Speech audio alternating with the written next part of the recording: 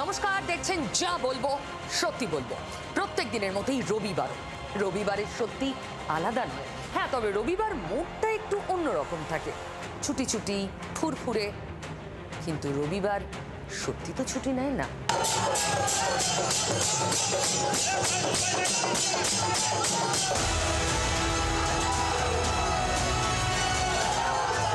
আপনারা যত বেশি করে নন্দীগ্রামের দায়িত্ব দেবেন, তত বেশি ভোটে ভবানীপুরে আবার মমতা ব্যানার্জিকে।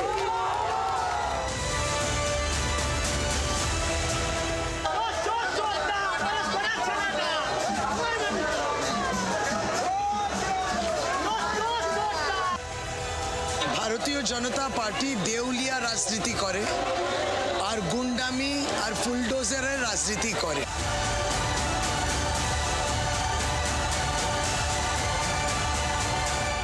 ক্রিমিনাল ছাড়া সিপিএম থাকতে পারে না। সিপিএম এর জন্মই ক্রিমিনালে, সিপিএম থাকে ক্রিমিনালে, সিপিএম নিজেই ক্রিমিনাল। তৃণমূলকে আটকাতে হলে সিপিএমকেই জেতাতে হবে।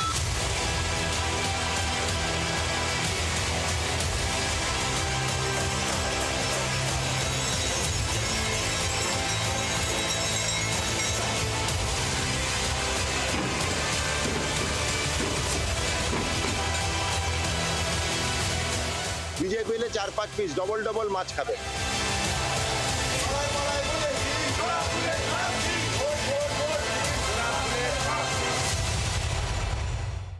ভোট আসছে, তাই রবিবার নো ছুটি, সিরিয়াস কাজ। চলুন রোববারের শুরুতেই অঙ্ক করি। আর অঙ্কটা কেমন রেডি করে রেখেছি আপনাকে দেখাবো বলে।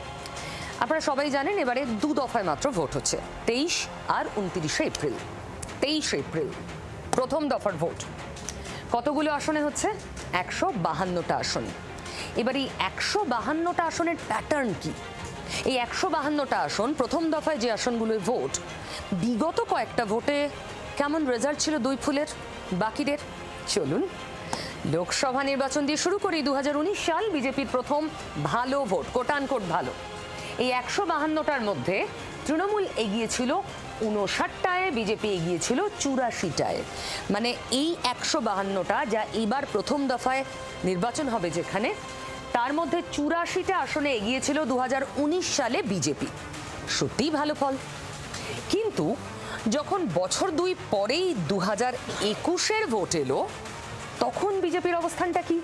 এই 152টার মধ্যে তৃণমূল জিতল 92টা, বিজেপি জিতল 59টা। 2 বছরের মধ্যে এতটা হেরফের কি করে হলো?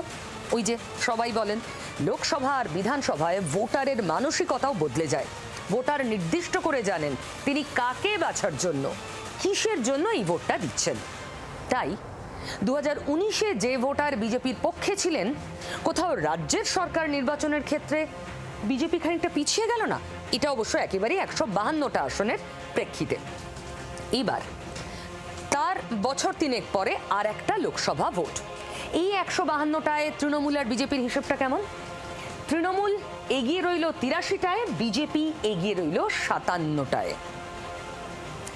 বিজেপি 21-এর কাছাকাছি গেল, বিজেপি 21-এ 59টায় এগিয়েছিল আর 24-এ 57টায় এগিয়ে থাকলো। কাছাকাছি, খুব বেশি হেরফের হয়নি। কিন্তু 2019 সালে বিজেপি এগিয়েছিল 84টায়। পরের দুটো নির্বাচন 21 আর 24, দুটোতেই 60 ক্রস করতে পারেনি বিজেপি। তাহলে 19-এ ভালো করলেও পরের দুটো ভোটে কিন্তু লোকসভা এবং বিধানসভা, যেখানে ভোটারের মানসিকতা আলাদা আলাদাভাবে কাজ করেছে, সেই কোনোটাতেই বিজেপি 60 পেরোতে পারেনি এই প্রথম দফার 152টা আসনের মধ্যে। তাহলে এবার দ্বিতীয় দফায় চলুন দ্বিতীয় দফা দেখি। দ্বিতীয় দফায় কটা আসনে ভোট? 29 এপ্রিল ভোট হচ্ছে 142টা আসনে। এবার এই 142টা আসনের পুরনো রেকর্ড একটু দেখি, 2019 থেকেই শুরু করি। 2019-এ এই 142টার মধ্যে তৃণমূল এগিয়েছিল 105টায়, বিজেপি মাত্র 37টায়। এই পরিস্থিতি বিজেপির জন্য আরেকটু খারাপ হয় পরের ইলেকশনগুলোতে। 2021-এর বিধানসভায় তৃণমূল এগিয়েছিল এই 142-এর মধ্যে 123টায়, বিজেপি মাত্র 18টায়। এটা 21-এ বিধানসভায়। আবার একটা লোকসভা 2024, এই 142টা সেকেন্ড ফেজে যে কটা আসনের ভোট, তার মধ্যে তৃণমূল এগিয়েছিল 115টায়, 2024-এ বিজেপি 27টায়। মানে এই বিধানসভা 2021-এ বিজেপি মাত্র 18টা জিতেছিল, তৃণমূল জিতেছিল 123টা। তার থেকে একটু বেটার রেসপন্স পেয়েছে 24-এ বিজেপি। এই 142টার মধ্যে 18 বেড়ে হয়েছে 27, কিন্তু সংখ্যাটা খুবই কম তৃণমূলের তুলনায়। তাহলে এই দুটো ফেজ ভালো করে দেখলে খুব স্পষ্ট হয়ে যাচ্ছে। প্রথম দফায় একেবারে পাহাড় থেকে দীঘা, দার্জিলিং থেকে দীঘা ভোট হচ্ছে, যেখানে মূলত বিজেপি খানিকটা হলেও ভালো ফলাফল করেছে কয়েকটা নির্বাচনে, বিশেষ করে 19-এ। কিন্তু এই যে 142টা কেন্দ্রের দ্বিতীয় দফা নির্বাচন, এই আসনগুলোয় গত কয়েকটা ভোটে তৃণমূল জাস্ট ঝড় তুলেছে। সেই ঝড় এবার আরো বাড়বে, সাইক্লোন হবে, নাকি ঝড় স্তিমিত করতে পারবে বিজেপি সঙ্গে এসআইআর, সেটা তো সময় বলবে। তবে এটুকু নিশ্চিত, অনেক ভোট বোদ্ধাই এটা মনে করেন এই ফেজ ভাগাভাগিটা একদম অঙ্ক কষেই হয়েছে। প্রথম দফায় ঠিক সে কটা আসনকেই বাছা হয়েছে যেখানে তৃণমূলের ফাইটটা কম্প্যারেটিভলি বেশি শক্ত, লড়াইটা একটু বেশি শক্ত। সেকেন্ড ফেজটা যেখানে কলকাতা এবং পার্শ্ববর্তী অঞ্চলের ভোট, 2 24 পরগনা, হাওড়া, হুগলি এবং কলকাতা রয়েছে, সেখানে তৃণমূলের গড় বলা হয়। দক্ষিণ 24 পরগনা যেমন, হাওড়া, হুগলি, কলকাতা তো আছেই, সবকটা আসনই তৃণমূলই পেয়েছিল গত ভোটে। সেই জায়গাগুলো দ্বিতীয় দফার ভোট, মানে প্রথম মানুষ যে লোকসভা নির্বাচন নয়, এটা বিধানসভা, রাজ্যের সরকার বদলাতে যেতে হবে, এই মানসিকতা নিয়ে প্রথম রাজ্যের ব্যাপক সংখ্যক মানুষ ভোট দিতে যাবেন, সেখানে কম্প্যারেটিভলি বিজেপির কাছে গেমটা সহজ। ভোট বোদ্ধারা বলছেন দফাটা খুব হিসেব কষে। ভোটের মরশুম এলেই না একটা গান খুব মনে গুনগুন করে, দুরন্ত ঘূর্ণির ওই লেগেছে পাক, এই দুনিয়া ঘুরে বন বন বন বন, ছন্দে ছন্দে কত রং বদলায়, রং বদলায়। রাজনীতিতেও তো ছন্দে ছন্দে রং বদলের কত গল্প এদিক ওদিক ছড়িয়ে রয়েছে। কত নেতা সকালে দলবদল করছে, বিকেলে অন্য দলের প্রার্থী হয়ে প্রচার করছে। সাংবাদিকতাতে আসা ইস্তক এই রং বদলের প্রসঙ্গ উঠতেই বারবার একটা কথাই এসেছে, আয়ারাম গয়ারাম। এই শব্দগুলোর মানেটা কি? চলুন 59 বছর আগের একটা গল্প বলি। হ্যাঁ, পুরনো। হরিয়ানায় এক রাজনৈতিক নেতা ছিলেন এই গয়ালাল। হরিয়ানার হাসানপুর থেকে ভোটে যেতেন নির্দল প্রার্থী গয়ালাল। ভোটে জেতার পর কংগ্রেসে যোগ দেন। এরপর 15 দিনে 3 বার দল বদল করেছিলেন গয়ালাল। 15 দিনে 3 বার। কংগ্রেস থেকে জনতা পার্টি, আবার কংগ্রেস, আবার 9 ঘন্টার মধ্যে জনতা পার্টি। ভাবতে পারেন, ঘন্টায় ঘন্টায় দল বদল, কি কাণ্ড! সে যুগের জন্য তো রীতিমতো চমকপ্রদ ঘটনা। এই আসা যাওয়ার মাঝে গয়ালাল যখন কংগ্রেসে যোগ দিয়েছিলেন, কংগ্রেস নেতা রাও বীরেন্দ্র সিং সাংবাদিক বৈঠকে গয়ালালকে স্বাগত জানাতে গিয়ে বলেছিলেন, গয়ারাম এখন আয়ারাম। সেই থেকে ভারতীয় রাজনীতিতে প্রবাদ হয়ে যায় আয়ারাম গয়ারাম। প্রবাদ প্রতিম গয়ালাল কিন্তু এর পরেও আরো কয়েকবার দল বদল করেছেন। আবার সেই গানের লাইনটা, ছন্দে ছন্দে কত রং বদলায়, রং বদলায়। আচ্ছা, এই গানের লাইনটা যদি হতো ভোটে ভোটে কত রং বদলায়, তাহলে অনেকে নিশ্চয়ই বলতেন এই গান লেখা হয়েছে তাপসী মণ্ডলকে নিয়ে।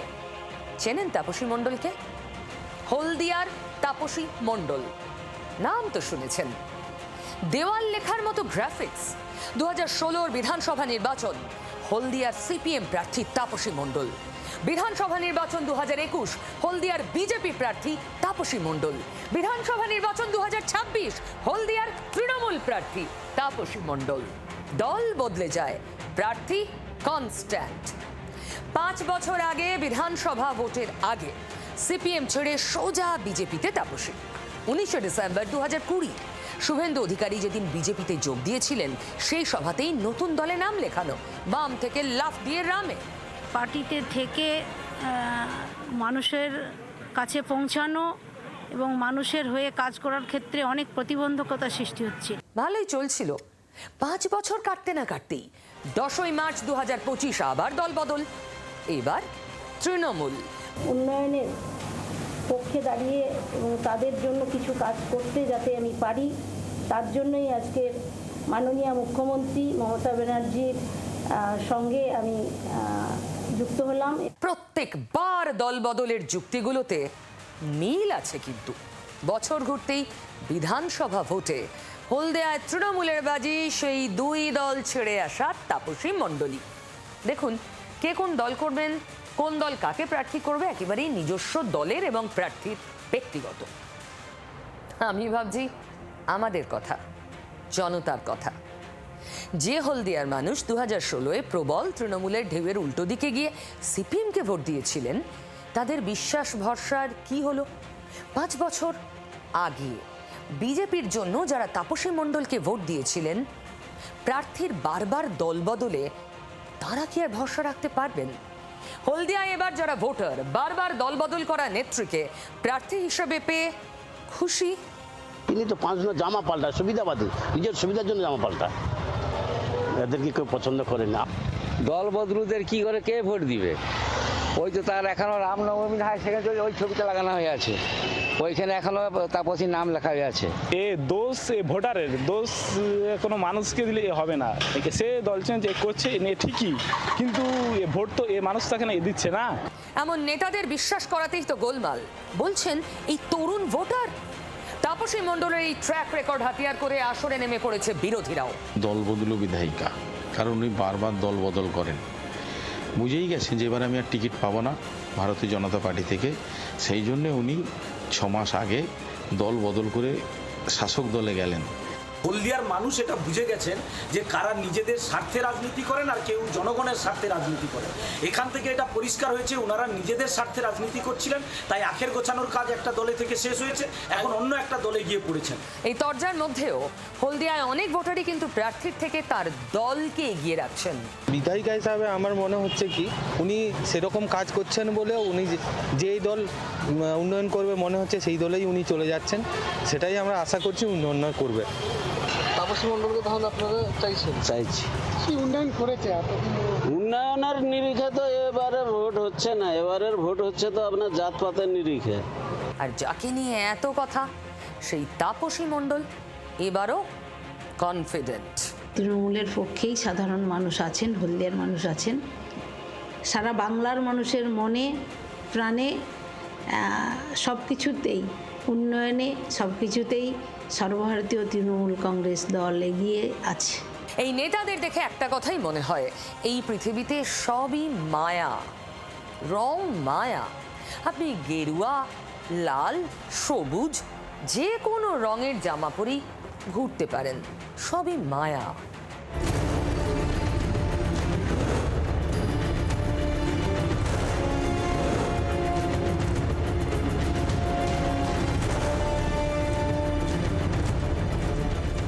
এখন ভোটের মরশুম, স্ট্র্যাটেজির বন্যা, আর আপনি জানেন জি 24 ঘন্টা ভোট কভারেজে লিডার, সবচেয়ে এগিয়ে।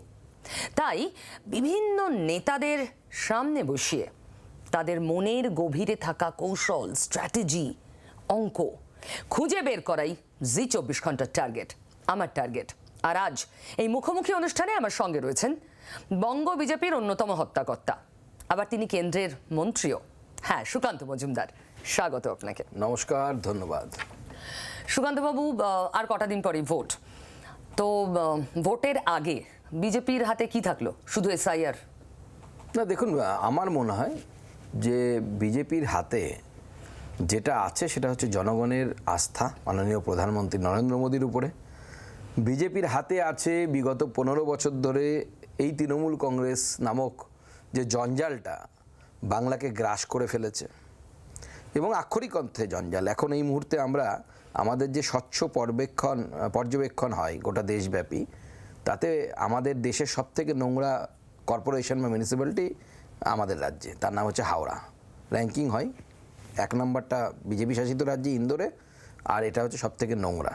তো এই জঞ্জাল, তৃণমূল নামক জঞ্জাল, শুধু হাওড়ার জঞ্জাল তো নয়, গোটা রাজ্যটা এখন যেভাবে মহিলাদের উপর অত্যাচার, জবলেসনেস, চাকরি নেই, ভাতা সর্বস্ব মানুষের জীবন হয়ে যাচ্ছে, এই জায়গা থেকে বের করে আনতে হবে এই যে সমস্ত বিষয়টি, স্বাস্থ্য ব্যবস্থার অবনতি এবং সব মিলিয়ে এমন একটা 15 বছর সময় অতিক্রান্ত হয়েছে যে সরকারটি সম্পূর্ণরূপে ব্যর্থ সরকারে পর্যবসিত হয়েছে।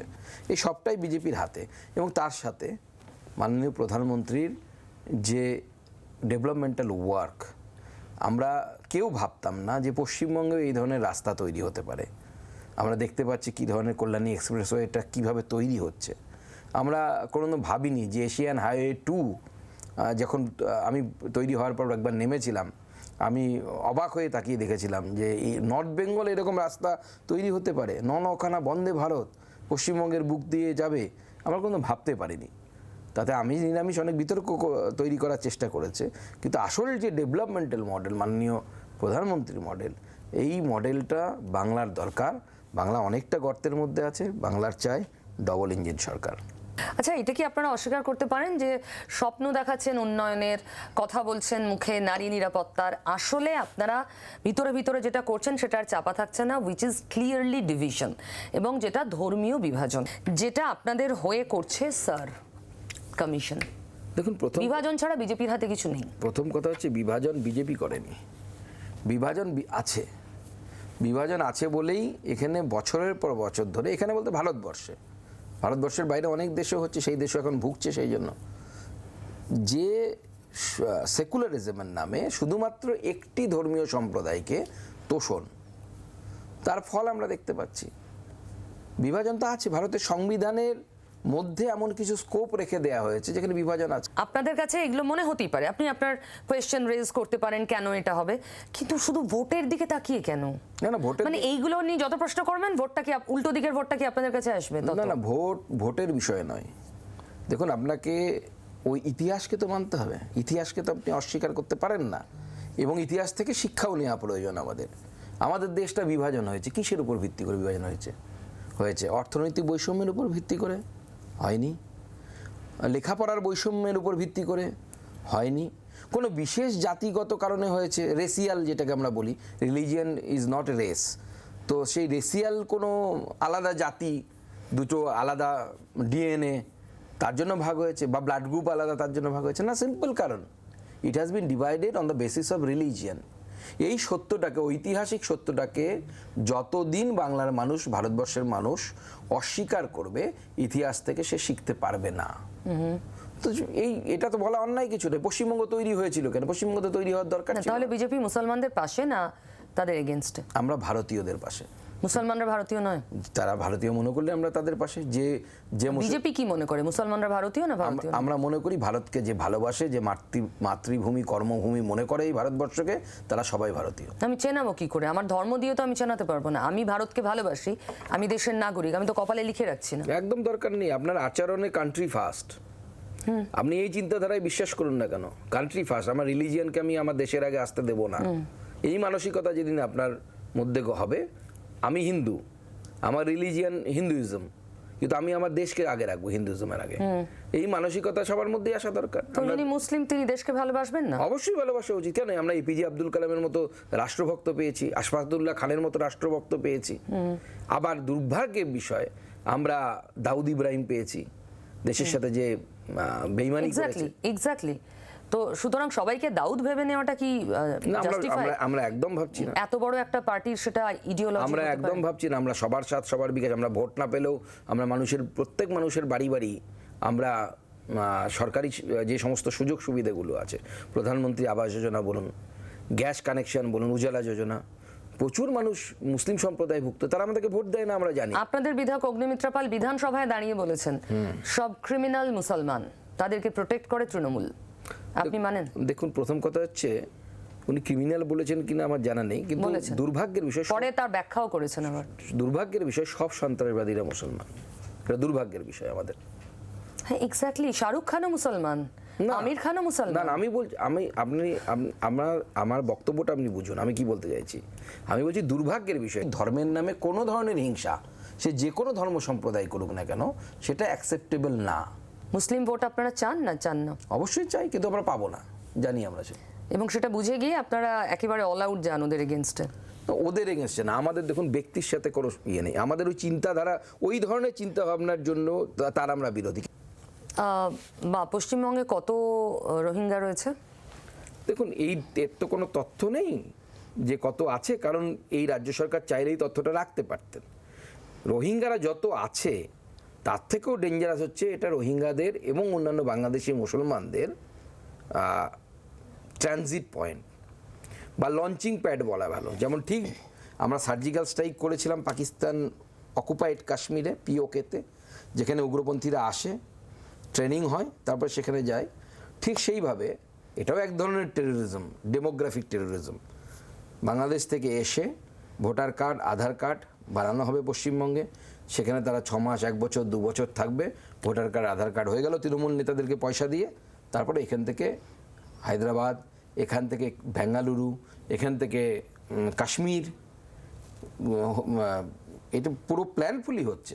না, কেন্দ্রীয় স্বরাষ্ট্র মন্ত্রক কি বাংলার বর্ডারটাকে ছেড়ে রেখেছে এই বাংলাদেশি মুসলমানদের ঢোকার জন্য? দেখুন বর্ডার ঢুকছে কি করে? বর্ডার, আপনি কোনো বর্ডারে গেছেন কিনা আমার জানা নেই।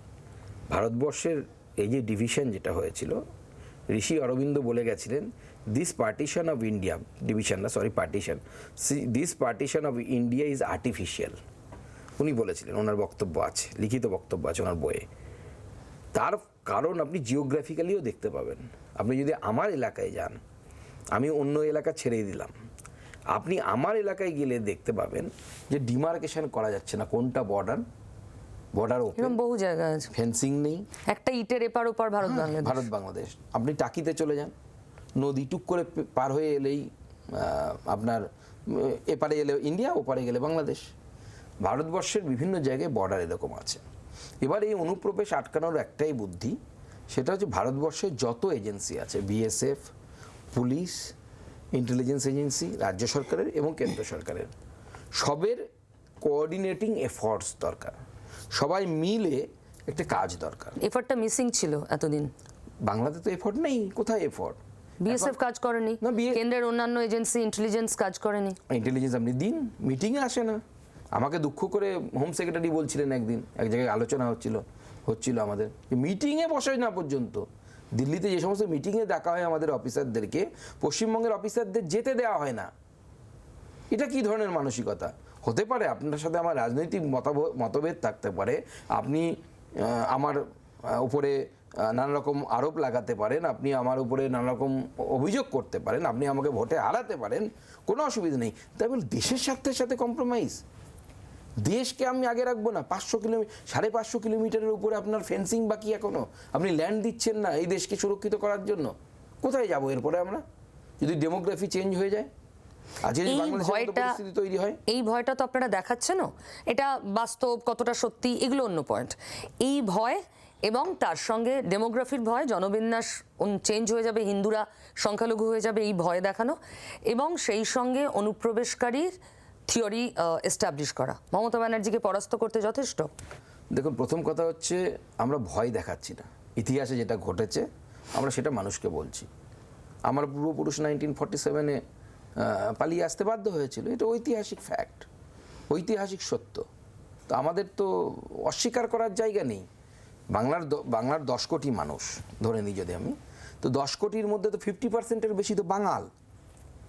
সুনীল গঙ্গোপাধ্যায় তো সেকুলারিজম ওপারে করতে পারেননি, এপারে এসে তাকে সেকুলারিজম করতে হয়েছে। অনুরূপে বুদ্ধদেব ভট্টাচার্য, সৌগত রায়, যান না ওপারে গিয়ে একটু সেকুলারিজম দেখিয়ে আসুন, পারবেন না দেখাতে। পাকিস্তান, বাংলাদেশ আর ভারত কি পার্থক্য? জিওগ্রাফি একই ধরনের সয়েল স্ট্রাকচার, একই ধরনের আবহাওয়া, একই ডিএনএ, পার্থক্য একটাই, ধর্ম। ভারতবর্ষে হিন্দু মেজরিটি, আমি সেটাই বারবার বলছি, এবং ওটা অটলজিও বারবার বলে গেছেন। অটলজির বিখ্যাত একটি ইন্টারভিউ আছে জাভেদ আখতার সাহেবের সাথে, হিন্দু বাই বার্থ সেকুলার। কারণ আমি যদি কট্টর হিন্দু হই, আমাকে গীতা মানতে হবে। আর আমার গীতাতে আমার ভগবান বলছে নদী যেমন বিভিন্ন পথ দিয়ে গিয়ে সমুদ্রে একই সমুদ্রে উপনীত হয়, সেরকম বিভিন্ন পথে ঈশ্বরের সাধনা করা যায়, সবাই একই জায়গাতে যাবে। অন্যরা সেটাতে বিশ্বাস করে না। মমতা ব্যানার্জির বিরুদ্ধে এই থিওরিতে ভোট পাবেন? দেখুন, ভোট আমার মনে হয় মানুষ শুধু তো একটা কোনো থিওরিতে ভোট হয় না, কিন্তু মানুষের সুরক্ষা সব থেকে গুরুত্বপূর্ণ। আপনি লক্ষ্মীর ভাণ্ডার তখনই পাবেন বা আমাদের অন্নপূর্ণা ভাণ্ডার তখনই পাবেন যদি আপনার এই রাজ্যটা থাকে, যদি আপনি এখানে বাস করতে পারেন। আপনি তখনই পাবেন যদি আপনার ছেলেকে অন্য রাজ্যে পরিযায়ী শ্রমিক হিসেবে যেতে না হয়। আপনি তখনই পাবেন যখন এই অংশটা আপনার দেশের অংশ থাকবে, এই অংশটা বাংলাদেশের মতো পরিস্থিতি হয়ে যাবে। কিন্তু ভোটারদের বোঝাতে পারবেন এগুলো? আমরা বোঝাচ্ছি, মানুষ বুঝছে বলেই তো 38% ভোট পায় বিজেপি এখানে। মানুষ তো বুঝতে শিখেছে মানুষ বুঝতে শিখেছে বলে মানুষ তার অস্তিত্বকে খুঁজে বেড়াচ্ছে যে আমরা কোথায় যাব, এর পরের স্টেপটা কোথায়। আমরা তো অনেক গেছি, মরিচঝাপি গেছি, আন্দামানে গেছি। এরপরে কি বাঙালি হিন্দু শুধুমাত্র বিদেশে এনআরআই হিন্দু হিসেবে টিকে থাকবে, অন্য রাজ্যের হিন্দু হিসেবে টিকে থাকবে, যারা বাংলার মতো বলতে পারে না? আমরা গেছি, পিলিভিটে যান, কত বাঙালি, তারা সেই সময় বাধ্য হয়েছে ছেড়ে যেতে, বাংলায় জায়গা হয়নি। তো ওই হিস্টোরিক্যাল ফ্যাক্ট থেকে মানুষকে আপনি কতদিন সেকুলারিজমের ললিপপ দিয়ে, কারণ আমার যেটা মনে হয় পৃথিবীতে সব থেকে বড় হচ্ছে সত্য, ট্রুথ, তারপরে অন্য কিছু। তো ট্রুথকে আপনি বেশি দিন চাপা দিয়ে বা সেকুলারিজমের ললিপপ দিয়ে আপনি রাখতে পারবেন না। মানুষ সত্য একদিন না একদিন জানবেই, উপলব্ধিও করবে, মানুষ বুঝতেও পারবে, মানুষ ভোটও দেবে, ভোট দিচ্ছে। আচ্ছা, আপনাদের নেতাদের কথা শুনলে মাঝে মাঝে খুব কনফিউজড হয়ে যায়, খুব কনফিউজিং। আমার মনে হয় ভোটাররাও হবেন। আমরা এখন অবধি মোটামুটি বুঝে গেছি এবং এখন বাংলার মানুষও মানেন, শুভেন্দু অধিকারী বাংলায় হিন্দুত্বের পোস্টার বয়। উনি কপালে চন্দন আর মাথায় তুলসী গাছ নিয়ে ঘুরে বেড়ান মাঝে মাঝে। আপনিও এত চড়া হিন্দুত্বের পক্ষে সওয়াল করছেন। আপনাদের রাজ্য সভাপতি, উনি হাত থেকে পাথর সরিয়ে কলম ধরাতে চান, তীব্র সম্প্রীতির বার্তা উনি ছড়িয়ে বেড়ান। আবার আপনাদের দিলীপ ঘোষ, যার প্রত্যাবর্তন হলো, তিনি ফিরে এসেই বলছেন কেলাবো। মানে কোনটা বিজেপির এসেন্স কোনটা? দেখুন, যেরকম ভারতীয় জনতা পার্টি আমাদের আদর্শ এবং তার যে কার্যকলাপ, তার একটা নির্দিষ্ট পদ্ধতি আছে। আমরা ভারতবর্ষের যে সংবিধান তাকে মেনে চলি, বিজেপির সংবিধান অনুসারে আমাদের পার্টি কাজ করে। আমাদের মন্ত্র সবার সাথ, সবার বিকাশ, সবার বিশ্বাস। কিন্তু তার মানে এই নয় যে আমরা সর্বধর্মকে সম্মান করব, নিজের ধর্মকে বাদ দিয়ে নয়। আমাদের এই দেশে ম্যাক্সিমাম রাজনৈতিক দলের কাছে সেকুলারিজমটা হচ্ছে কী ধরনের বলতো? মমতা বন্দ্যোপাধ্যায়ের কথা মতো, যে গরু দুধ দেয় তার লাথি খাওয়া ভালো, আমি যাচ্ছি ইফতার করতে। এই যে মানসিকতা, ধরুন আপনি ইসলাম ধর্মাবলম্বী, আপনি যদি দুর্গাপুজোয় পোস্ট করেন হ্যাপি দুর্গাপুজো, আমিও বলবো হ্যাপি ঈদ আপনাকে। আপনি দুর্গাপুজোয় মুখ ঘুরিয়ে বসে থাকবেন আর আমি আপনাকে হ্যাপি ঈদ বলবো, এটা হতে পারে না। দু হাতকেই সামনে এগিয়ে আসতে হবে। আমরা এই নীতিতে বিশ্বাস করি। আমি ততখানি ইসলাম ধর্মকে সম্মান করি যতখানি একজন ইসলাম ধর্মাবলম্বী মানুষ আমার হিন্দু ধর্মকে সম্মান করে। বুঝলাম, কিন্তু এই যে মারবো, কাটবো, কেলাবো আর সম্প্রীতি, এগুলো মানে কোনটা নীতি? না, দিলীপদা তো কোনো ধর্মীয় সম্প্রদায়কে মারবো কাটবো বলে বলেছেন, এমনি বলেছেন। তৃণমূলের লোকজন কিছু আছে যারা আমাদেরকে ঢিল মারে, যারা আমাদেরকে অত্যাচার করে। এই শশীবাজার বাড়ির সামনে আমাদের উপরে হামলা হলো, তো আমরা কি করব তখন বলুন? পুলিশ তো বাঁচাচ্ছে না আমাদেরকে। ভারতবর্ষের সংবিধান বলছে যে আপনার উপরে আক্রমণ হলে আপনি সেলফ ডিফেন্সে আপনি কিছু করতে পারেন, সেটা অপরাধ নয়। তো আমরা সেলফ ডিফেন্স করছি। গিয়ে মন্ত্রীর বাড়ির দরজা ভেঙে দিলেন, কাঁচ ভেঙে দিলেন, সেলফ ডিফেন্স। মন্ত্রীর বাড়ি কাজ টাজ তারা নিজেরাই ভেঙেছে। আমরা কেন বেচারাকে মন্ত্রীর বাড়িতে, মন্ত্রী এমনিই হারবে, তাকে কেন ফালতু খেলাতে গিয়ে তাকে আরো হাইপ দেবো? তো সেলফ ডিফেন্সে কি করেছেন? ভাঙচুরি তো ওরা ঢিল মেরেছে, আমাদের লোকেরাও ঢিল, ওই পাটকেলগুলোই মেরেছে। ঢিল মারা আর পাটকেল মারার মধ্যে পার্থক্য আছে তো। তো আমাদেরকে ঢিল ছোড়া হয়েছে, কি করবো? দাঁড়িয়ে দাঁড়িয়ে মাথা ফাটবে আমাদের? মাথা ফেটেছে, গাড়ি ভেঙেছে, তো তখন পাল্টা আমাদের লোকেরা ওই যেগুলো ছুঁড়ে মেরেছিল ওগুলোই ছুঁড়ে মেরেছে। আচ্ছা, দিলীপ বাবুর প্রত্যাবর্তনটা কি কিছুটা সুবিধা করবে আপনাদের এই ইলেকশনে? দেখুন, দিলীপদার আলাদা করে কোনো প্রত্যাবর্তন হয়েছে বলে আমার তো মনে হয় না। দিলীপদা ক্যান্ডিডেট হয়েছেন, দিলীপ ঘোষ আগেও ছিলেন, আছেন, ভবিষ্যতেও থাকবেন। দিলীপ ঘোষ কোনো বিজেপি থেকে যাননি, বিজেপির মূল ফ্রেম থেকে যাননি, চলে গেছেন, এরকম আমার তো মনে হয়নি কোনো সময়। হ্যাঁ, দিলীপদার কোনো প্রোগ্রামে উপস্থিতি কম হয়েছে, কিন্তু দিলীপ ঘোষ তখনও ছিলেন, আজও আছেন, আগামী দিনেও থাকবেন আমার বিশ্বাস। সুকান্ত মজুমদার, তার অনেকটা মেকওভার আমরা দেখেছি রাজনীতিতে। তিনি এলেন যখন একেবারেই একটা আরএসএস ব্যাকগ্রাউন্ড, সেই অর্থে রাজনীতির আঙিনায় খুব নতুন আনকোরা, অত্যন্ত অধ্যাপক মানুষ, শান্ত ভদ্র। সেখান থেকে আপনার মুখেও আমরা শুনছি ক্যালাবো, আপনি বলছেন এখানে বিজেপির সরকার এবং বুলডোজার, আপনি বুলডোজারে চড়ে প্রচার করছেন। আপনাকে ছবিগুলো একটু দেখাই, বুলডোজারে চড়ে প্রচার করছেন সুকান্তবাবু।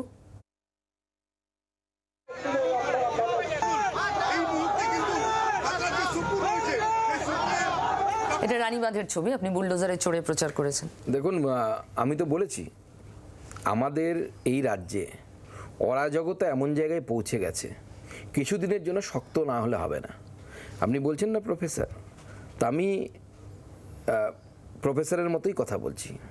মাঝে মাঝে ছাত্র যদি অবাধ্য হয়ে যায় তাহলে তাদের জন্য কড়া হতে হয়। আমি যখন ইউনিভার্সিটিতে পড়াতাম, আমার এক জোড়া, একজন ছাত্র এবং একজন ছাত্রী, তাদের রিসেন্টলি বিয়েও হয়েছে, আমাকে নেমন্তন্ন করেছিল। তো তারা একটা অপরাধ করেছিল, আমি কী অপরাধ করেছিল সেটা বলছি না। তো আমি বকাঝকা করেছিলাম এবং ছেলেটি এতটা অসুস্থ হয়েছিল যে আমি কারা টাচও করিনি, কিন্তু তাকে হসপিটালে ভর্তি করার মতো অবস্থা হয়ে গেছিল। শিখেছিল, পরে দুজনেই নেট কোয়ালিফাই করেছে, এখন দুজনেই বিয়ে করে ঘরকন্যা করছে, আগামী দিনে হয়তো কোনো না কোনো কলেজে প্রফেসর হবে, নেট যখন কোয়ালিফাই করেছে, জিআরএফ পেয়েছে। তো মাঝে মাঝে ছাত্রদেরকে সঠিক পথে আনতে গেলে শাসনও প্রয়োজন হয়। বাংলার এখন বর্তমানে যে পরিস্থিতি, বাংলায় মহিলাদের সুরক্ষা মানে চ্যালেঞ্জের মুখে পড়েছে, আমি বলছি লিটারেলি চ্যালেঞ্জের মুখে পড়েছে। কারণ পুলিশকে এখানে মানে যারা রাজনৈতিক দল করে, শাসক দল করে, তারা পুলিশকে ধর্তব্যের মধ্যে আনে না, গিনতির মধ্যে আনে না, গোনেও না যে এরা পুলিশ। এই ধরনের পরিস্থিতি তৈরি হয়েছে। এইভাবে অ্যাডমিনিস্ট্রেশন চলতে পারে না, এইভাবে প্রশাসন চলতে পারে না। প্রশাসনের ভয় হওয়া উচিত। আজকে উত্তরপ্রদেশে ক্রাইম করতে লোকে ভয় পায় কেন? মহিলাদের উপরে বিশেষ করে। ঘটনা ঘটে না তা নয়, উত্তরপ্রদেশে ক্রাইম হয় না, হয়, কিন্তু ভয় পায়। দিল্লিতে ক্রাইম হচ্ছে না, দিল্লিতেও আপনাদের সরকার আসার পর ক্রাইম হয়নি। না, ক্রাইম কোন সরকার পেরেছে যে একদম ক্রাইম বন্ধ করে দিতে? হ্যাঁ, তো সেটাই তো তৃণমূল এক্স্যাক্টলি এই যুক্তি দেখায়। না, তৃণমূল ক্রাইম বন্ধ করতে পারবে না আমরা সেটা জানি, কমাতে তো পারবে। কমছে কোথায়? অ্যাসিড হামলাতে আমরা মনে হয় গোটা দেশের চতুর্থ এখন বর্তমানে। দেশের সিংহভাগ অ্যাসিড হামলার ঘটনায় পশ্চিমবঙ্গে ঘটছে। অ্যামোনিয়াম নাইট্রেট পাওয়া যাচ্ছে কলকাতার বুকে কয়েক হাজার কিলো, 100-200 কিলো না। জিলাটিন স্টিক পাওয়া যাচ্ছে পাথরের খাদানে বীরভূমে, যে জিলাটিন স্টিক দিয়ে কলকাতার হয়তো একটা বড় মেট্রো স্টেশন উড়িয়ে দেওয়া যেতে পারে। তার মানেটা আপনাকে বুঝতে হবে, এই জিলাটিনগুলো কোথায় যায়? জিলাটিন স্টিকগুলো শুধু কি পাথর খাদানে ব্যবহৃত হয়, নাকি পাথর খাদানকে সামনে রেখে ভারত বিরোধী কোনো কার্যকলাপ চলছে? তো অভিযোগ এবং এত স্ট্রং পয়েন্টস আপনাদের হাতে আছে, তাও বাংলা কিছুতেই হাতে আসে না। কি সমস্যা বলুন তো বাংলায় বিজেপির জন্য? বাংলার একটা বড় সমস্যা ডেমোগ্রাফি। 30% মুসলিম ভোট, যারা সেই জন্যই এসআইআর করলেন এত তড়িঘড়ি, শেষ হবে কিনা জানি না। না, এসআইআর তো গোটা দেশে হয়, নির্দিষ্ট সময় অন্তর অন্তর হয়, 10-12 বছর বিভিন্ন ভ্যারি করে যদিও সেটা।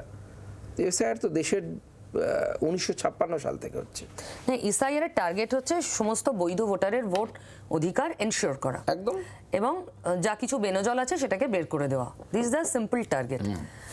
এখনো অবধি ভোট অ্যানাউন্স হয়ে গেছে, 9 তারিখে লাস্ট ডেট ফাইনাল লিস্ট বের করার।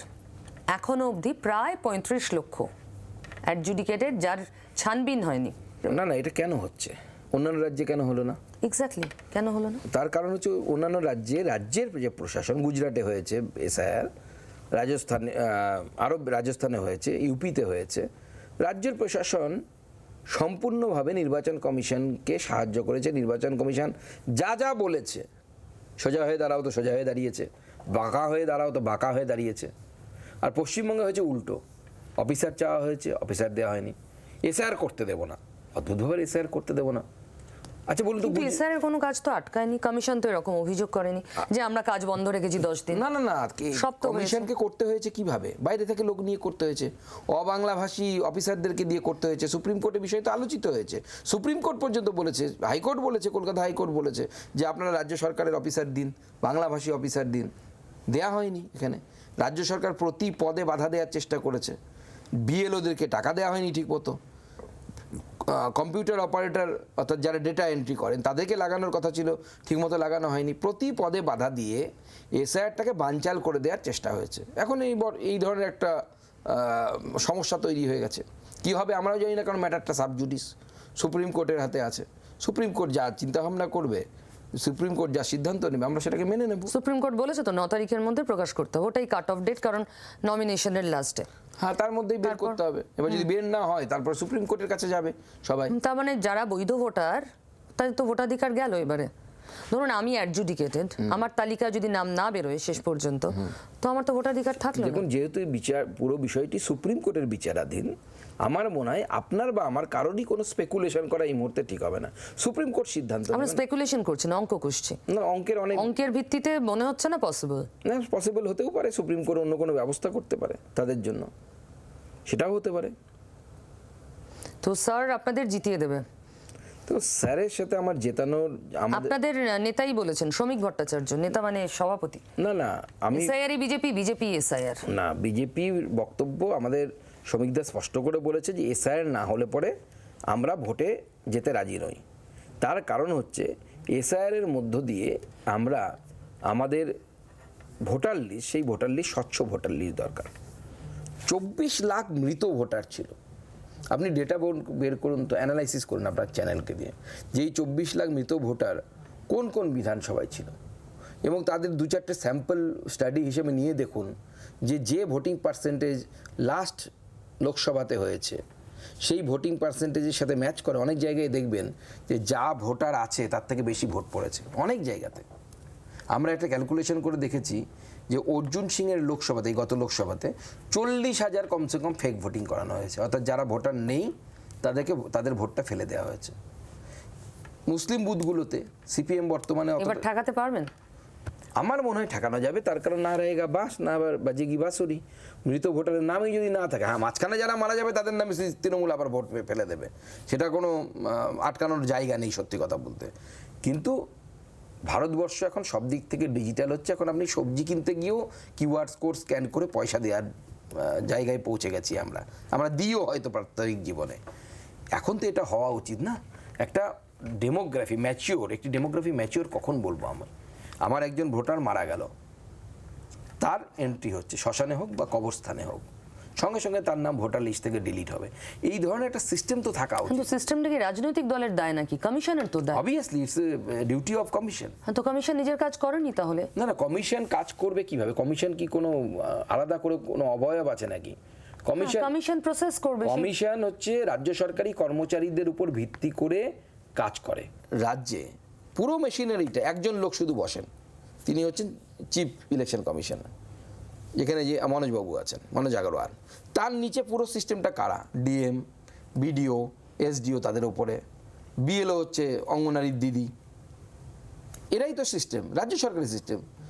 ভোট কারা করে? Presiding officer. আমি প্রিজাইডিং অফিসার হয়ে 2টো ভোট করিয়েছি। প্রথম যখন স্কুলে চাকরি পেয়েছিলাম পঞ্চায়েত ভোট করিয়েছি, আবার যখন কলেজে চাকরি পেলাম তখন তো আপনি তৃণমূলের শিক্ষক সংগঠনও করেন? না, একদম ভুল তথ্য। তৃণমূল তো তাই দাবি করে। তৃণমূল তো অনেক কিছুই দাবি করতে পারে। তৃণমূল এরপরে হয়তো দাবি করবে মমতা বন্দ্যোপাধ্যায় শাখায় যেতেন আরএসএস এর। ইভেন পার্থ চট্টোপাধ্যায়ের কাছে আপনি আপনার স্ত্রীর চাকরির বদলির তদবিরও করেছেন, এরকম তথ্য সামনে এসেছে। কিভাবে হতে পারে? আমার স্ত্রীর তো মিউচুয়াল ট্রান্সফার হয়েছে। মিউচুয়াল ট্রান্সফার মানে আমি আমার চেয়ারে বসে স্কুলে আছি, আপনি আপনার স্কুলে আছেন, আমি আপনার জায়গায় যাব, আপনি আমার জায়গায় আসবেন। এর মধ্যে তদবিরের কি দরকার? মিউচুয়াল ট্রান্সফার কোনো তদবির করে হতে পারে? হ্যাঁ, জেনারেল ট্রান্সফার তদবির হতে পারে। আমি এই স্কুল থেকে ওই স্কুলে যেতে চাই। এগুলো সব মিথ্যে, স্বাভাবিকভাবে মিথ্যে। এতে আমি তো যখন ক্লাস 11-এ পড়ি তখন থেকে রাষ্ট্রীয় স্বয়ংসেবক সংঘের আমি স্বয়ংসেবক এবং লাগাতার কাজ করে গেছি। যখন আমি সরকারি চাকরি করি তখনও আরএসএস এর কাজ করে গেছি। আমি দার্জিলিং আরএসএস এর কাজ করেছি, আমি শিলিগুড়িতে কাজ করেছি থাকা অবস্থায়। সবাই জানে সুকান্ত মজুমদারের আলাদা সার্টিফিকেট প্রয়োজন হয় না। এখনও ফেসবুকে, তখন তো অত ফেসবুক চালু হয়নি, লোকের অ্যালবামে খুঁজলে হাফ প্যান্ট পরা স্বয়ংসেবকের ছবি হিসেবে সুকান্ত মজুমদারের স্বয়ংসেবক পাওয়া যাবে। হাফ প্যান্ট পরা সঙ্গের গণবেশ মানে হচ্ছে সে পুরনো স্বয়ংসেবক, নতুনরা ফুল প্যান্ট পরে থাকে, আমরা ওখানে ফুল প্যান্ট ইউজ করি, কিন্তু সেই সময় হাফ প্যান্ট পরা স্বয়ংসেবক খুঁজে পাওয়া যেত না। সুকান্তবাবু, এবারে আপনারা লিস্ট খুব তাড়াতাড়ি বার করেছেন, তৃণমূলেরও আগে বিজেপির লিস্ট বেরিয়ে গেছে, যেটা ইউজুয়ালি হন, আমরা আগের ভোটে অন্তত দেখিনি, বেশ কয়েকটা ভোটে, কিন্তু এখনো 38 জনকে খুঁজে পাচ্ছেন না। না, 38টি সিটে একাধিক নাম শেষ পর্যন্ত এসে দাঁড়িয়ে গেছে, উল্টো মানে বেশি নাম হয়ে গেছে, মানে দুটোতে অবধি আমরা পৌঁছে গেছি ওই 38টাতে, অন্যগুলোতেও মানে এক ম্যাচ করে গেছে সবার সিদ্ধান্ত, হ্যাঁ, কোনো ক্ষেত্রে মেজরিটির কথা মানা হয়েছে। এইভাবে তো হয় একটা টিম যখন বসে। এই 38টি জায়গায় আমাদের দুটো করে এমন নাম বা তিনটে করে এমন নাম চলে এসছে, কারা বেটার হবে সেটা আমরা বুঝতে পারছি না, সেই জন্য একটু দেরি হচ্ছে, আমার বিশ্বাস হয়ে যাবে। এখানে আমরা যখনই কোনো তালিকা বেরোয়, যেমন তৃণমূলের তালিকাতেও খোঁজাখুঁজি চলে, এখানেও দেখলাম শ্রমিক ভট্টাচার্য তার পুরনো অনেক সতীর্থ যারা ক্যান্ডিডেট লিস্টে জায়গা পেয়েছেন, যার মধ্যে রিতেশ তিওয়ারি অন্যতম নাম, আবার শুভেন্দু অধিকারীর অনেক অনুগামী, দাদার অনুগামী, তারা অনেকে জায়গা পেয়েছেন, কিন্তু এমন কাউকে কি মানে আমরা দেখলাম যে সুকান্ত মজুমদারের অনুগামী, মানে দাদার অনুগামী কি দলে আছে যারা টিকিট পেয়েছে? এবার সবাই আমার অনুগামী, আমি কাউকে আলাদা করে অন্য কারো অনুগামী হতে দেবো কেন? রিতেশ তেওয়ারি আমার খুব কাছের লোক, কিন্তু আপনি থাকাকালীন তার উত্থান আমরা দেখিনি, মানে সভাপতির দায়িত্বে থাকাকালীন। না, সে তো সাময়িকভাবে রাজনীতিতে সময় আসে। আমাদের রাজনীতিতে কি করি আমরা, প্রত্যেকেই কিছু না কিছু ছোটোখাটো ভুল করি, পার্টি তখন তার বিরুদ্ধে ব্যবস্থা নেয়, তার একটা স্প্যান থাকে, সেই সময়টা পার হয়ে গেলে পরেই আবার সব ঠিক হয়ে যায়, তো সেরকম হয়। তো এতে মানে শুভেন্দু অনুগামী, শ্রমিক অনুগামীরা অনেকে জায়গা পেয়েছেন, সুকান্ত অনুগামীরাও টিকিটের তালিকায় জায়গা পেয়েছেন। আমার কোনো অনুগামী নয়, আমি পার্টির অনুগামী, আমি পার্টির অনুগামী, আমার কোনো অনুগামী আছে বলে আমি তো মনে করি না। হ্যাঁ, আমি বিজেপির নেতা, পার্টি আমাকে নেতা বানিয়েছে, বিজেপির একজন কর্মী, আমি কর্মী হিসেবে কাজ করি, পার্টি আমাকে যে দায়িত্ব দেয় সেই দায়িত্ব পালন করি, এবং আমি আজ অবধি এমন কাউকে দেখিনি যাদেরকে আপনি এর অনুগামী, ওর অনুগামী, ওর কাছের লোক বলে বলছেন, তারা কেউ সুকান্ত মজুমদারকে অপছন্দ করে আমি তো এখনো পর্যন্ত খুঁজে পাইনি। কিন্তু সুকান্ত মজুমদার কি অপছন্দ করে অশোক লাহিড়ীকে? এরকম শোনা যাচ্ছে অশোক লাহিড়ীর তালিকা থেকে বাদ পড়ার পিছনে অন্যতম কারিগর সুকান্ত মজুমদার। না না, এটা একদমই সম্পূর্ণ ভিন্ন, মানে ভুল তথ্য। অশোকদা ক্যান্ডিডেট হলে আমার চাপটা কম হতো, আরও আমাকে যেতে হতো না এতবার। নতুন ক্যান্ডিডেট দিয়েছে, আমাকে বেশিবার যেতে হবে, এখন বালুরঘাটে বেশি সময় দিতে হবে।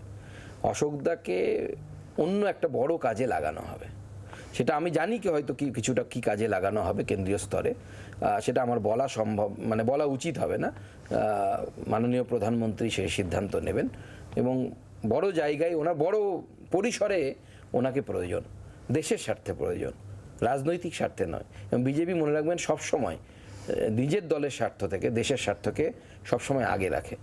তো অশোকদার তুলনায় আমাদের যিনি ক্যান্ডিডেট হয়েছে, স্বাভাবিক তিনি নতুন, আমাদের জেলার অন্যতম ভালো একজন লয়ারকে আমরা করেছি, তো তাকে পরিচিতি করাতে সময় তো লাগবে, একটু বেশি সময় লাগবে, কিন্তু আমার একটু টাইম বেশি দিতে হবে বালুরঘাটে তুলনামূলক অন্যান্য জায়গার থেকে। কিন্তু অশোকদার সাথে আমার সম্পর্ক অত্যন্ত সুমধুর এবং ভালো, এবং উনি নিখাত ভদ্রলোক, উনি রাজনীতির লোক না, উনি রাজনীতিতে উনি ভালো মন্দ বিষয়ে ওনার বিচার করাই উচিত না, উনি এসবের ঊর্ধ্বে। আপনাদের খুব ডেমোক্রেটিক উপায় আমরা এবার দেখলাম, আপনারা সংকল্পপত্র তৈরি করবেন, ড্রপ বক্স বানিয়ে ফেললেন, আপনারা প্রার্থী তালিকা, প্রার্থীর নাম ঠিক করবেন, 10,000 কার্যকর্তার মতামত নিয়ে তবে নাকি এক একটা কেন্দ্রে ঠিক হবে। তারপর যখন লিস্ট বেরোলো, বিক্ষোভ আর থামছে না।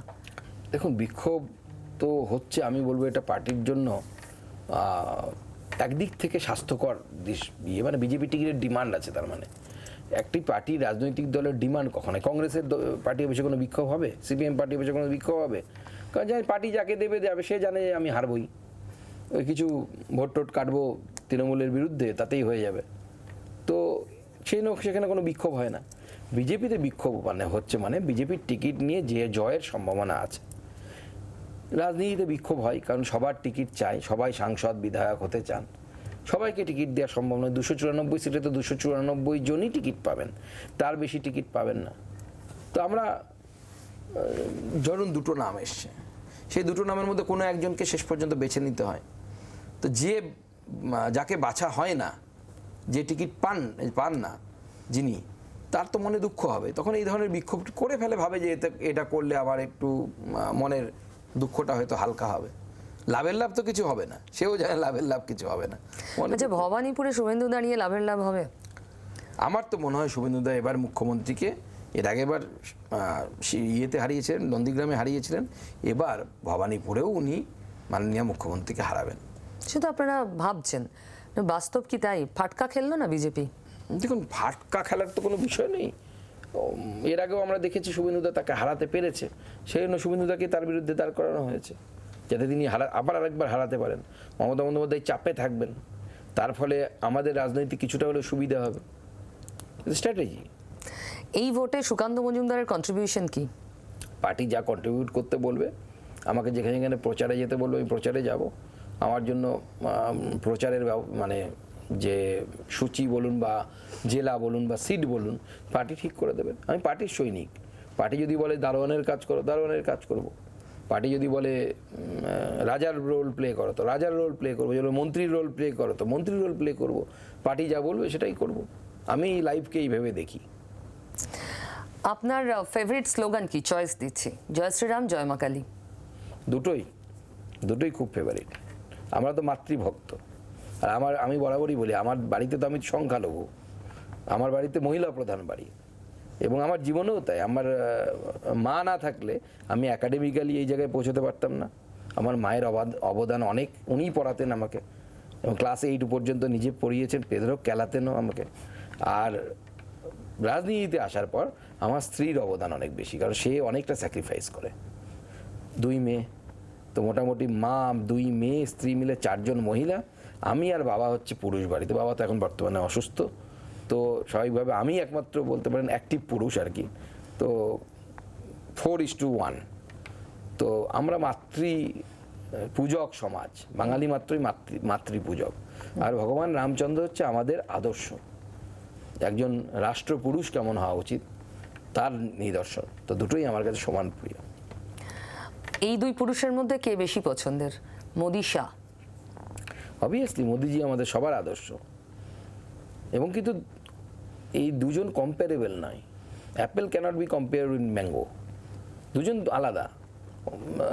নরেন্দ্র মোদী হচ্ছে আমাদের সর্বোচ্চ নেতৃত্ব, আর তার যিনি সৈনিক বা সেনাপতি, সিপাসালার যাই বলুন না কেন, যিনি স্ট্র্যাটেজি তৈরি করে আমাদের একের পর এক জয় এনে দিতে সাহায্য করেন, তিনি হচ্ছেন আমাদের অমিত ভাই শাহ। শুভেন্দু না শ্রমিক? দুজনেই আলাদা পরিসরে।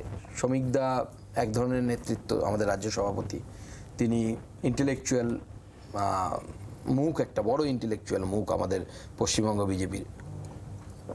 আর শুভেন্দুদা হচ্ছে পথে ঘাটে লড়াকু নেতা, রাজনীতিতে আমাদের থেকে অনেকটা অভিজ্ঞ। শ্রমিকদাও অনেক অভিজ্ঞ, কারণ অনেক লম্বা সময় ধরে রাজনীতি করছেন। এছাড়াও আমার মনে হয় দিলীপদা আছেন, অন্যান্য নেতৃত্ব আছেন। তো এরকম সবাই সমস্ত নেতৃত্ব অত্যন্ত প্রিয়, সবার সাথে আমার অত্যন্ত সুসম্পর্ক। মমতা না অভিষেক? কি হিসাবে? অ্যাডমিনিস্ট্রেটর হিসেবে যদি বলি, রাজনীতি হিসেবে মমতা বন্দ্যোপাধ্যায় এগিয়ে আছেন, কারণ তিনি সেলফ মেড। অভিষেক তো সেলফ মেড নয়। আমরা যতটুকু একানাও যদি হই সেলফ মেড, অভিষেক সেলফ মেড নয়। অভিষেককে বারবার আঘাত করা এর আগের ভোটগুলোতে, সেটা কি কোথাও আত্মঘাতী হয়েছিল বিজেপির জন্য? না, আমরা তো এখন আঘাত করছি। অভিষেককে কেন আঘাত করুন? অভিষেকের পুরোটাই তো আঘাত করার মতোই। তার বিভিন্ন কেলেঙ্কারিতে নাম, তার দলের মধ্যে হঠাৎ করে উড়ে এসে জুড়ে বসা, সিনিয়র লিডারশিপকে খুব একটা পছন্দ করেন বলে আমার জানা নেই। আমার যতটুকু খবর রাখি ওদের ভেতরের, এবং সিনিয়র লিডারশিপ যারা ওই দলের আছে তারাও খুব একটা খুশি বলে আমার তো জানা নেই। বরঞ্চ তারা আনাচে কানাচে ভয়ে ভয়ে হলেও নানা রকম কথা বলেন ওনার এগেনস্টে। তো স্বাভাবিকভাবেই অভিষেকের বিরুদ্ধে আমরা এবারও বলবো। তার বিভিন্ন কেলেঙ্কারি, কাকুর অডিও রেকর্ডিংয়ে তার নাম আসা, সবাই বলছে উনি অভিষেক বচ্চনের নাম তার কাকু বলবেন না।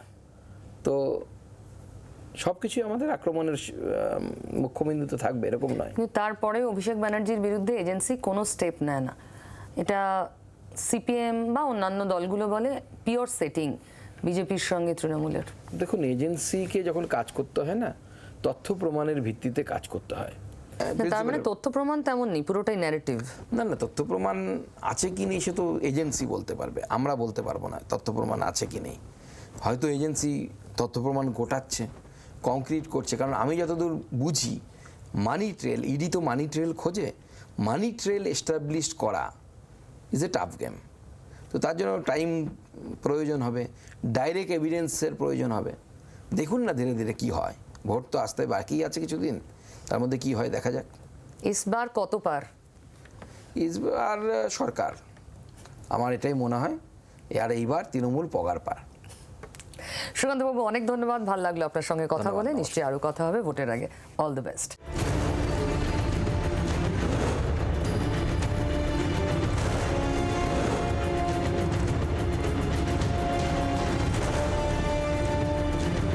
এক ঝলকে আজও রয়েছে কিন্তু খুব গুরুত্বপূর্ণ কিছু খবর, সঙ্গে থাকুন।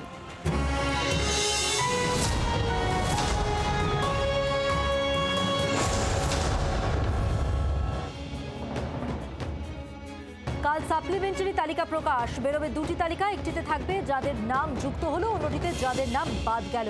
আইন শৃঙ্খলা রক্ষায় ডিএমএসপিদের চিঠি নবান্নের, ভিড় নিয়ন্ত্রণ রাখতে কড়া নির্দেশ, অশান্তির আশঙ্কা করছে রাজ্য সরকার। নজরে নন্দীগ্রাম, ভবানীপুরের পর নন্দীগ্রামে প্রচারে নামলেন শুভেন্দু। বাসন্তী পুজোয় আরতি, ঢোল বাজালেন হেভিওয়েট বিজেপি প্রার্থী। বিরুলিয়া ও সোনাচূড়ায় কর্মী সভা, শহীদ পরিবারের সঙ্গে খেলেন মাছ ভাত। শাস্ত্র অনুযায়ী যারা ধর্ম চলবে না বলে তাদের পশু মনে করি। ধর্ম ছাড়া চলবেই না, উন্নয়ন প্রয়োজন, তবে যেমন পশুর খাবারের প্রয়োজন হয়। জি 24 ঘন্টায় দিলীপ ঘোষের মন্তব্যে তুমুল বিতর্ক।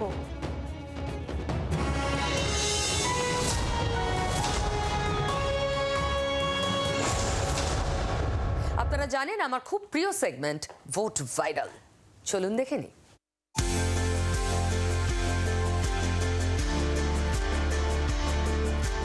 বাড়ি থেকে বেশ ভালোই ট্রেনিং নিয়ে এসেছেন বোঝা যাচ্ছে। রুটি কিন্তু অস্ট্রেলিয়ার ম্যাপ হয়নি, গোলগোলই হয়েছে। প্রচারে বেরিয়েছিলেন হুগলির পুরসুরার তৃণমূল প্রার্থী পার্থ হাজারি। প্রার্থীর পিছন পিছন অনুগামীরাও ঢুকে পড়েছিলেন গৃহকর্ত্রীর রান্নাঘরে। সেখানেই উঠল স্লোগান, বন্দে মাতরম, বন্দে মাতরম,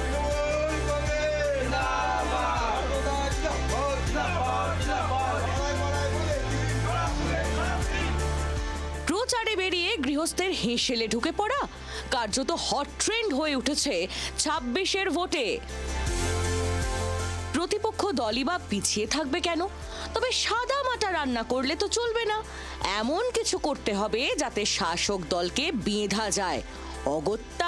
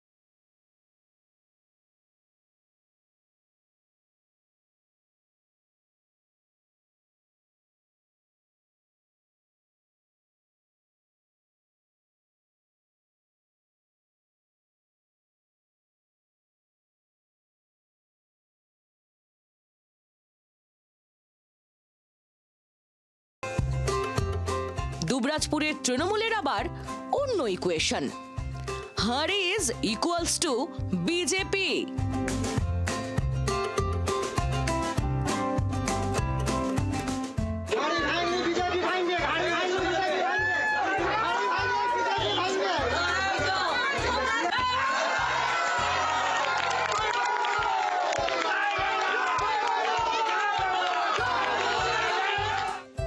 হাঁড়ি ভাঙা খেলার ফলাফল তো দেখলেন, ভোটের ফলাফল তো চৌঠা মেতেই পরিষ্কার হয়ে যাবে।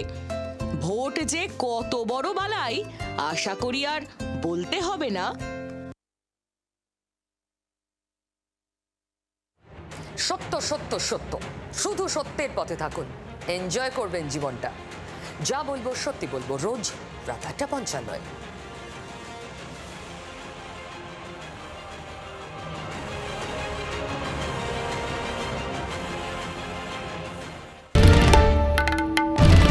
বাংলার আওয়াজ, বাঙালির আবেগ, জি 24 ঘন্টা।